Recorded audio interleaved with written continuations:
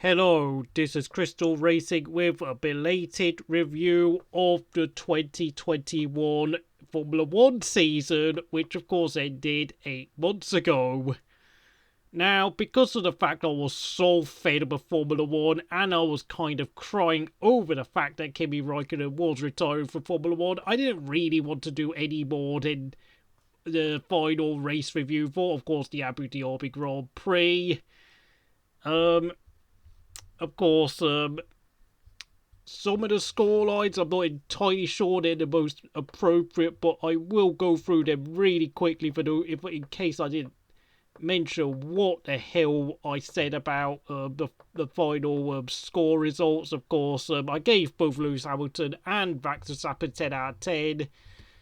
I gave third place Sainz 9 out of 10. I gave fourth place Tsunoda 9 out of 10. I gave Gasly 8 out of 10, 6th place Bottas 7 out of 10, didn't really do anything to help Hamilton really in his last race as a Mercedes driver, 9 out of 10 to both Norris and Alonso, 8.5 to Ocon, 6 out of 10 to Leclerc. I'm not really sure why I gave him that lowest score, but then I gave Vettel 7 out of 10, Ricciardo 5 out of 10, 6 out of 10 to Lance Stroll, 7 out of 10 to Mick Schumacher, and of course a special 9 out of 10 to Perez for doing the wingman job. But of course he was forced to park up in the final few laps. I don't know what really happened. Nicholas Latifi got a 10 out of 10 for pure banter. George Russell 7. Kimi Raikkonen 3 out of 10. He just wasn't on it at all in his very final race. 7 out of 10 to Giovinazzi. And I didn't give a score to Nikita Mazepin. It turned out to be he would never race in F1 again anyway, so who the hell cares? And I'm going to start from the worst driver of the season until I get to the best driver, from 20th to first place. And indeed, you probably will not be surprised to hear that the worst driver of 2020 was indeed Masi Spin himself, the guy with more spins than race starts. Yes, Nikita Mazepin.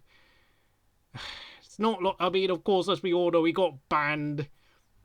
Although arguably, of course, he's the reject of the season for the drivers. Of course, I did write down a special reject of it, gave a 1 out of 10 to both the FIA and Michael Masi for messing up so many stupid decisions throughout the season, as you probably know. You know, from the very first race where, Lewis Hamilton cut turn 4 about 29 times or something stupid and meant that he was able to catch up with Max Verstappen and win the race. But Nikita Mazepin, though, for me, has to be the worst driver I've seen in Formula 1 in this century alone. Worse than Gaston Masakane, worse than Alex Young, worse than Yuji Ide. For me, he deserves to get a bid. He ended up with an average score of 4.909, under 5 out of 10. That's abysmal. There were races like Imola, I beg your pardon, the Emilia Romagna Grand Prix, where he was lapping 2 seconds a lap, so it Mick Schumacher. Even with the red flag, bringing the whole pack up back together again and allowing the horses to unlap themselves, he still finished 60 seconds behind Mick. Even with, the race, with them only having to, the pack being closed back up after, 30 laps, and then he still lost so much time. And, I mean, there were just all sorts of dumb incidents. You could just tell he wasn't good enough for Formula 1, and the Drive to Survive videos just showed him what a fraud he was, just complaining that Mick's got a different car, they're favouring him. Mate, you're paying more sponsorship money than he was from your dad's very, very corrupt mining company, holding parties after a funeral of your mining workers, racist insults against Jew and Tsunoda, random incident, punching Callum Ilott, homophobic remarks towards George Russell, and of course that Instagram video where you decided to put your hand on that woman's chest. Yeah, I mean, you literally filmed yourself committing a crime on camera. You clearly paid her off. Is this the most deserving reject of the season I've ever seen? By far, the likes of Jody and Palmer don't even come close to this. And when Kevin Magnussen stepped into that course, he was an instant upgrade on you by a country mile, and my goodness me, it really did prove what a laughingstock you really were. Anyway, let's get on to 19th place. I've had enough of flapping my gums on about Nikita. Yuki Tsunoda, who I have to say was very poor in his rookie season as well. An average score of 5.8 for 1 out of 10. Honestly, he started the season off well at Bahrain, overtaking Kimi, overtaking Stroll to get 2 points in his Formula 1 debut, but then after that, it all went downhill for the rest of the season. Yeah, he had a few decent drives like Hungary, scoring points here and there, but for me, though, he was just so inconsistent. And yes, I know he drove well at Abu Dhabi, but throughout the season, it was just him screaming on the radio, getting frustrated. Yes, I know, obviously, he's been, allocated a psychologist to sort himself out, but honestly, you could just see the straw in his eyes, getting absolutely obliterated by Gasly, who I have to say had a fantastic 2021. Not doing so well this season, but Tsunoda was made to look very, very inferior, I have to say.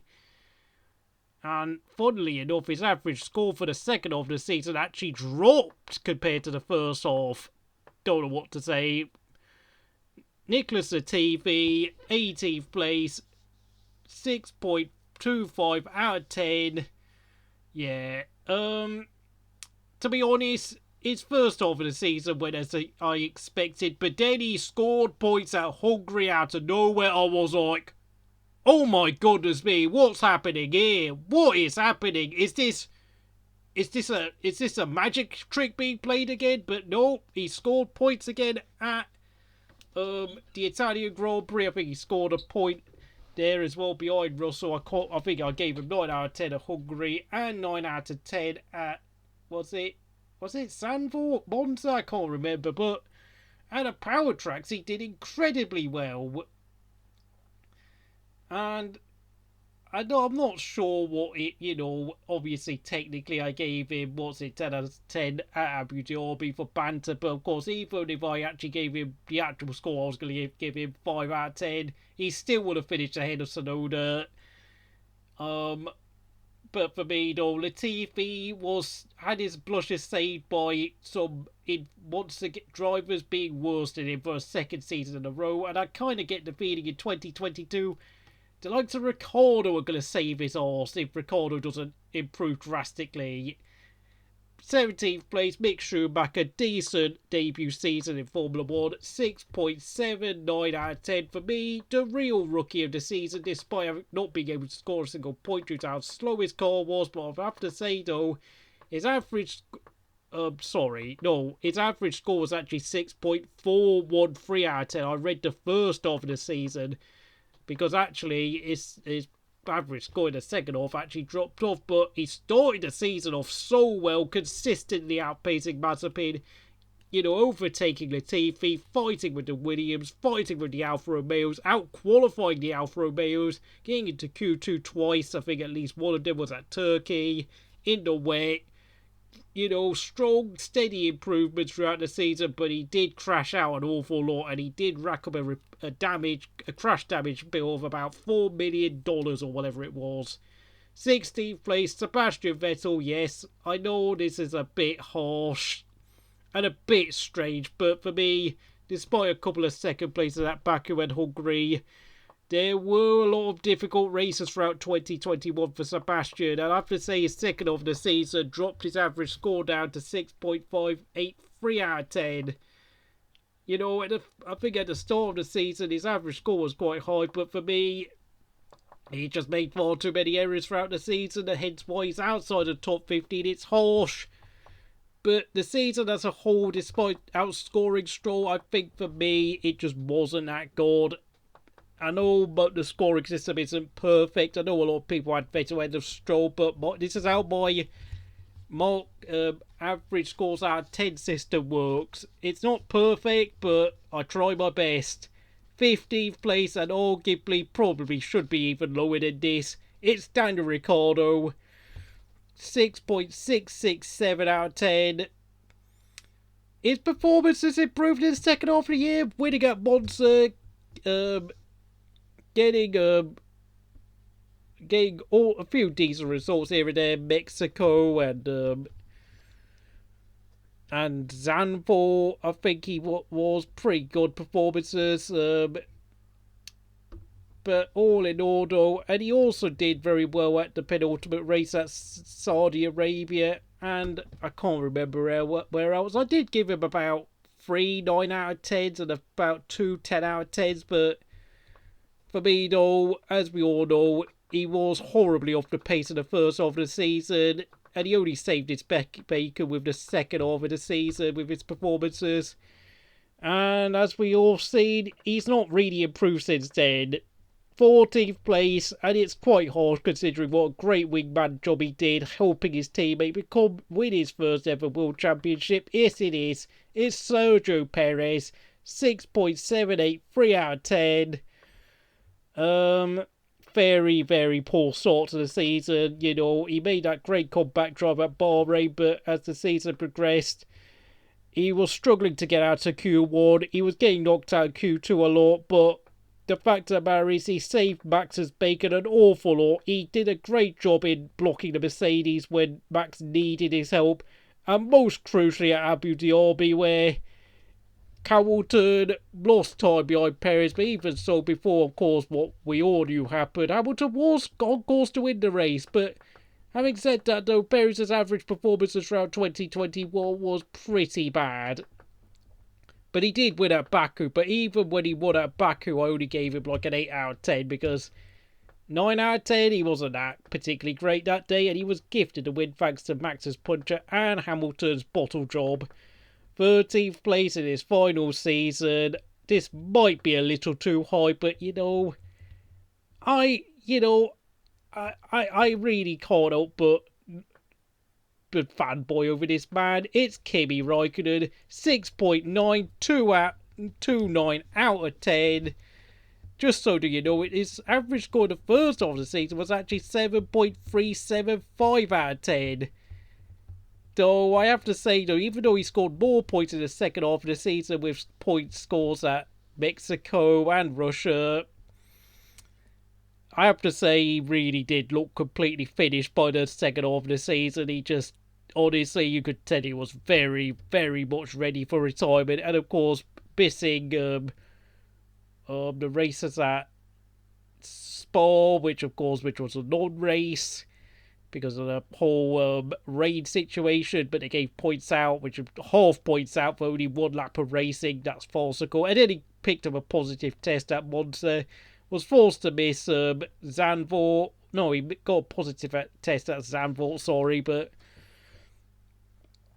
honestly, though, even though I gave him 9 out of 10 at Russia and 9 out of 10 at Mexico, as well as 9 out of 10 at, what was it? What was the second race of, what was it? Imola? I gave him 9 out of 10 at Imola, through some fanboyism, and 9 out of 10, I think, for his performance at, what was it? Barcelona? Can't remember. I also gave him 9 out of 10 later on in another race. I think it was at not Silverstone, was it? I can't remember, but it must have been a few times I gave him high scores because he kept finishing 11th or 12th all the time and he kept missing out points. But as it was time to go for Kimi. And ahead of Kimi in what is also likely to be his final season of Formula 1, it was Antonio Giovinazzi, beating Kimi by only just 0.09 of a point. Average score 6.938 out of 10. Make it out what you will. The average, the system of dividing points of races completed out of 24 races, since of course I also counted the sprint races, which is probably why I've got some of these scores muddled up now. I can't actually remember. Oh yeah, it was actually, what was it? the sprint race and the main race at Monza, hence why Daniel Ricciardo got 10 out of 10s, I forgot, sorry. But as it was, impressive qualifying performances throughout the season, but he just could not convert those quality pace into results. It was only at Saudi Arabia that he got a 9.5 out of 10, and of course at the Monza sprint race, he finished 6th or 7th and started there, only of course he then collided with Sainz on the main race and meant that he finished only ahead of Kubica.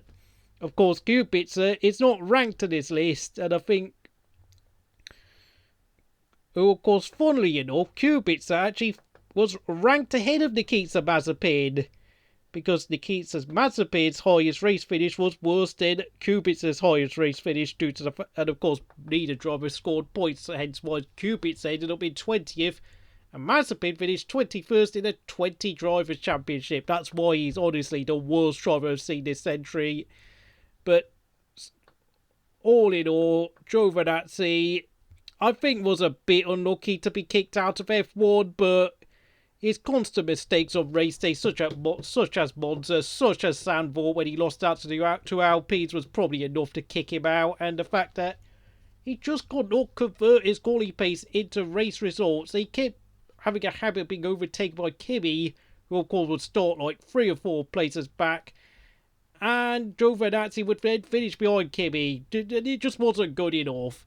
11th place and arguably way too high up this list, but due to his general consistency throughout the season, despite not scoring that many points, was Lance Stroll. Now, of course, he did help the team finish in 7th place, but considering what Aston Martin achieved as Racing Point during 2020, it was a pretty poor return due to the fact that the new on the floor regulations where the diffuser was reduced, and they were not allowed to use certain parts like they did under the older regulations, meant Aston Martin had a difficult season. Yeah, I gave Lance Stroll 10 out of 10 for his 6th place finish at Qatar. I also gave him 9.5 out of 10 for his finish at Monza. I'm not sure where he finished, but I thought he actually had a decent race there. He consistently kept getting 8 out of 10 on my list. I'm not sure why, but he actually looked very good throughout the season. Although, unfortunately, he couldn't translate it into points because the car just wasn't quick enough. And then, of course, into the top 10. It's now about 18 minutes into the video, so I'm going to try and speed up. It is indeed the Botman himself, Valtteri Bottas, cracking the top 10 in his final season at Mercedes, winning one last time at Turkey. He started the season off terribly, where I only gave him an average score of just over 6, but as the season, in his second half of the season, when the team announced that he was getting dropped for George Russell, the pressure was taken off him. And by the way, I gave him 0 out of 10 for his performance at Hungary, taking 4 cars out needlessly. But it seems to be from that moment onwards, so much pressure was taken off Valtteri, and I have to say he was absolutely superb for most of the second half of the season, with that win at Turkey, getting podiums regularly. Where else did he get 10 out of 10? Yeah, he got 10 out of 10 for winning the Monza sprint race, and of course a 10 out of 10 for, I think it's before, but yeah, that Turkey race, and then of course I think he got 10 out of 10. Where else did he get 10 out of 10? I'm not sure, I can't remember now, but all in all, an average score of 7.16 out of 10, despite finishing down in 3rd place in the championship. He did a fairly decent job as Hamilton's wingman, despite being told he was leaving Mercedes at the end of the season, and I think he did himself justice. I really do. But in 9th place, it is Esteban Ocon, 7.5 out of 10. Did a very good job throughout the season, consistently scoring decent points out of 10. I can't remember. He outscored Alonso in the first 5 or 6 races, and of course he won at Hungary for the very first time, thanks to, of course, that monster pileup caused by a certain drunk Finnish driver. He took advantage and he held off Vettel like a veteran towards the end of the race, and was also helped out by Alonso holding up a certain Sir Lewis Hamilton. But Ocon, as you probably guessed, has actually been ranked behind Alonso. 8th place in his final season at Williams. George off the Russell, 7.8 out of 10. Scored points for the first time at Hungary with a tearful interview. Then scored points again at Italy and Russia. And I kept giving him 7s, 8 out of 10s, 9 out of 10, 9 out of 10s, 10s. Like, he was so consistently good at Williams. Finally coming of age. Finally proving he was Mercedes material. Finally building on that promise he showed at that Sakir sprint race at 2020 in that stand-in drive for Lewis Hamilton. Leading the race twice. And then, of course, due to tyre pit stop issues and tyre problems and so on, he couldn't finish there. 7th place, Fernando Alonso. I know it's time for you to come out of the closet.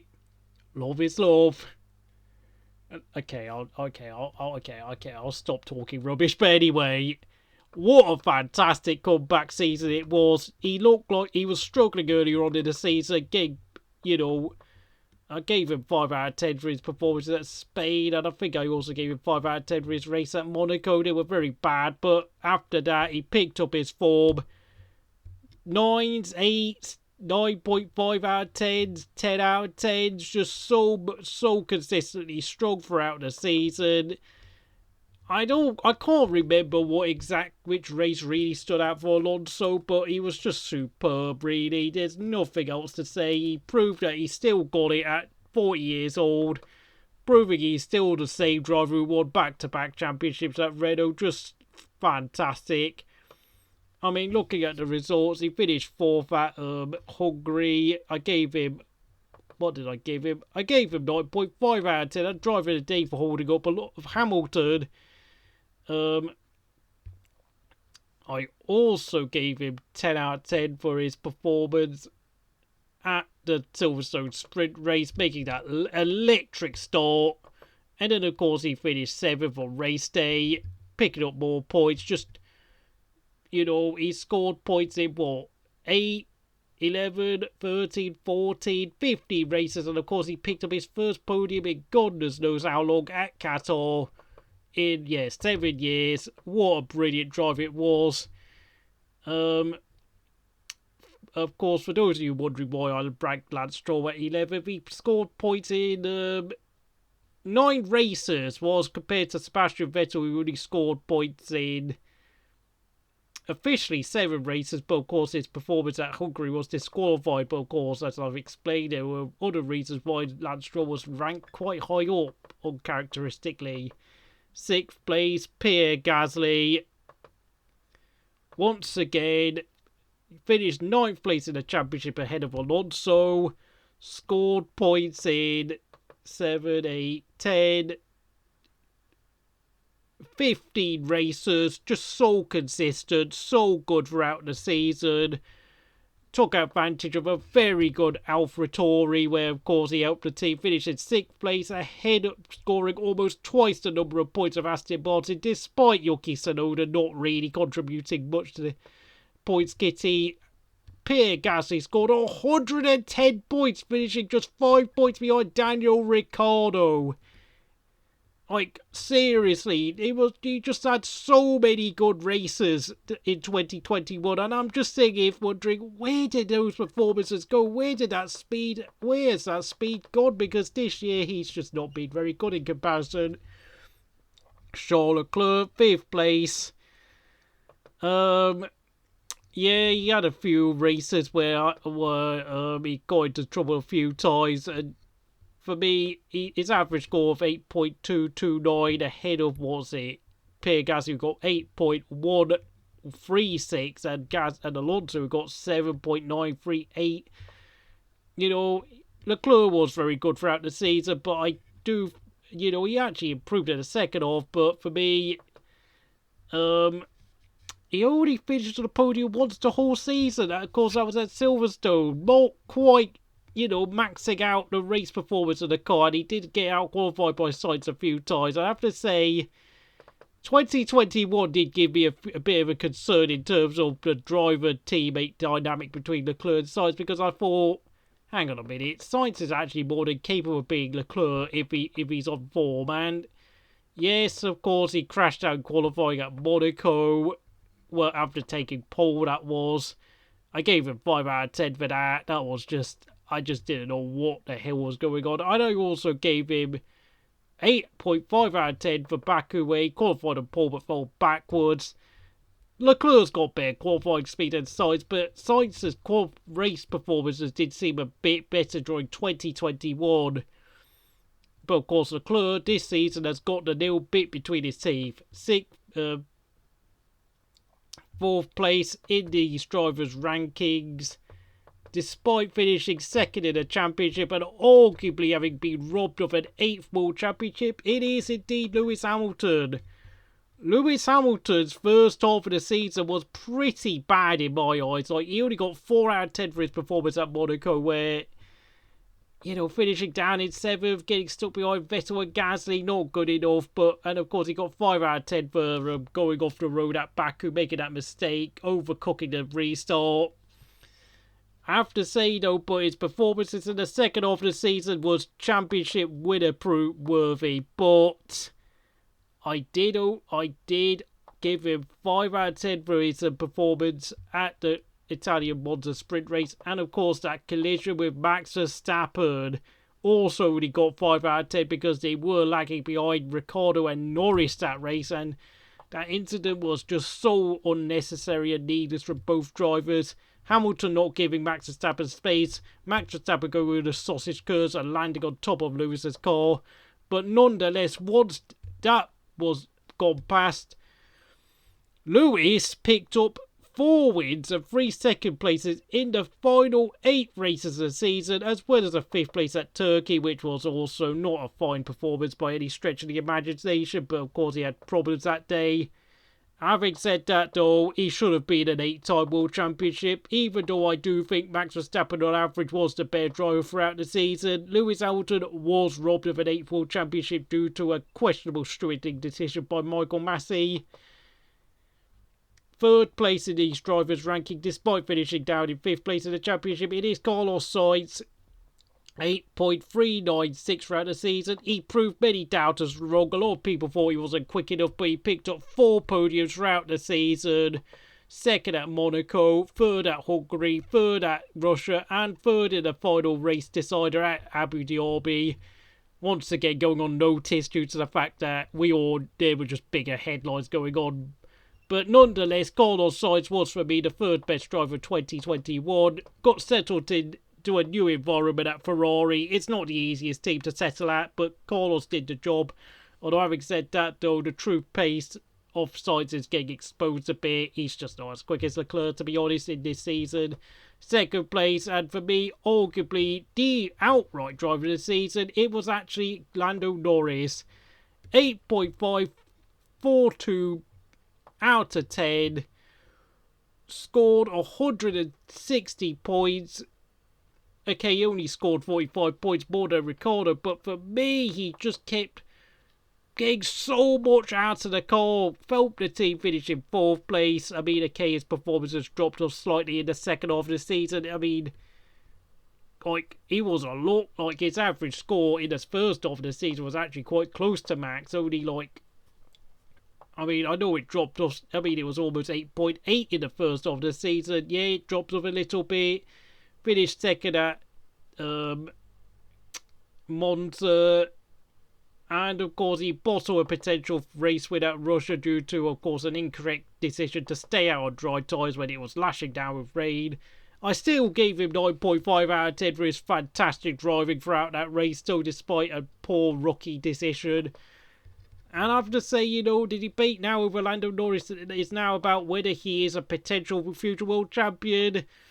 It's really hard to say. Is he destroying Daniel Ricciardo? Is Daniel Ricciardo now completely past his best? I don't know, but, 2022 does continue to paint a very positive picture for the future of Lando Norris. Of course, throughout 2021, he picked up a podium at Imola, Monaco, Austria, Monza, 4 podiums through the season, and should have picked up a first ever win at Russia, but of course it wasn't meant to be. And he scored points in 20 of the 22 races throughout that season. Incredible consistency. Carlos Sainz also scored 20 times in 22 races. And I'm trying to look throughout the table. I think only Max Verstappen was the other driver with scoring points in 20 out of 22 races. And Lewis Hamilton also scored 20 times in 22 races.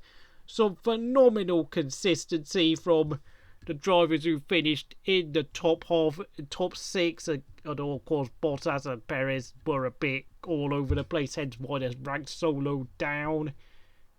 Leclerc finished in the points 18 times in the 22 races, whilst Ricciardo only scored points in about 8, 9, 10, 12, 13 times. Very poor from Ricciardo, hence why he's ranked all the way down in 15th place. He just wasn't good enough in my eyes. But nonetheless, of course, the best driver of the season, the man who indeed made history as the first ever Dutch Formula 1 World Champion, breaking so many records in his career, youngest race starter, youngest point scorer, youngest race winner, youngest man to stand on the podium, however, he's still, of course, a chance to actually grab the record as the youngest pole sitter did go past him, but of course he's not known for his qualifying speed. It was indeed Max Verstappen, taking 10 wins throughout the season, taking 9 pole positions throughout the season, taking 7 fastest laps throughout the season, and of course he also managed to achieve 3 hat-tricks throughout the year, although I have to say though, that final hat-trick at Abu Dhabi was gifted to him on a plate. Of course, as we all know, of course, Max Verstappen, Red Bull were able to take advantage of the rule book, saying that any cars are allowed to unlap themselves, when really, obviously, Charlie Whiting, before he died, always interpreted it as all cars must unlap themselves in order to, before the safety car can withdraw. Of course, they've had to rewrite the rules, but nonetheless, though, Max Verstappen is by far not the first World Championship to be a beneficiary of dodgy rulemaking. 1988, Adam Prost lost the world title because only the best 11 results counted for the season. Michael Schumacher won the 1994 championship because, well, Flavio Briatore was clearly bribing people at the time with a Benetton car that was illegal, had traction control, had launch control, all bits and bobs that wasn't supposed to be in the car. Of course, Ayrton Senna was deleted at the San Marino Grand Prix that year in tragic circumstances. And of course, Schumacher and Damien Hill collided at the final race at Adelaide. Now, whilst of course Max Verstappen's driving was quite on the rough side throughout the season, colliding with Lewis at Monza, colliding with Lewis at Silverstone, and of course whacking Hamilton off the road at Sao Paulo, and of course that race at Saudi Arabia where he just drove like a terrorist and made Lewis Hamilton have the most stressful race victory of his life, which to date remains Lewis Hamilton's most recent race win, funnily enough. Yeah, Saudi Arabia is the last time we've seen Lewis Hamilton win a race. As I'm making this video, of course, Lewis Hamilton has 103 race wins to his name. Will anyone ever join Lewis Hamilton in a race winner century of race wins club? I don't know, but one thing though, no one can ever join Max Verstappen is of course being a maiden Dutch world champion. He will always be the first ever Dutch driver to become a world champion, cultivating a fan base just like the likes of Fernando Alonso achieved back in the mid-2000s, just like Michael Schumacher achieved in the early 1990s, back when the likes of Germany and Spain were not that particularly interested in Formula 1 until a superstar arrived, and in the case of Max Verstappen, Max Mania hit Formula 1 with aplomb. Although, of course, there's been a lot of people who have been critical of some of the behaviour of Max Verstappen fans. But nonetheless, according to my crystal score result, he finished the season with an average score of 9.104 out of 10. He just simply took the championship fight to Lewis Hamilton. And even when he got taken out at Silverstone, and even when he got taken out of Hungary by a drunken Finn, he always fought back, he always dug in, and thanks to, of course, the most unlikely stewarding decision at Abu Dhabi, with fresh soft tyres, after, of course, pitting in the final safety car.